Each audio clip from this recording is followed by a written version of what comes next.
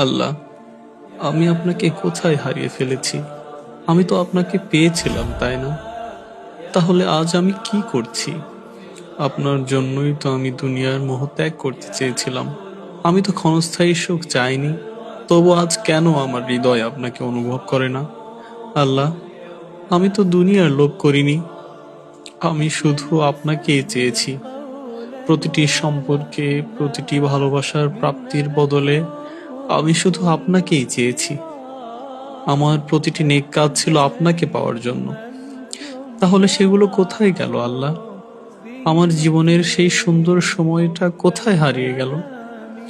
যখন আমার হৃদয় আপনাকে অনুভব করত, যখন ঘুম ভেঙে শুধু আপনার জন্য নামাজে দাঁড়াতাম। আর আজ জেগে থেকেও আপনাকে স্মরণ করি না। এটা আমার কি হয়ে গেল? আমি কিভাবে আপনার ভালোবাসা ভুলে গেছি? আমি কিভাবে এত দূরে সরে গেছি? আমার হৃদয় যেন পাথর হয়ে গেছে, যে এখন আপনাকে অনুভব করতেও কষ্ট হয়।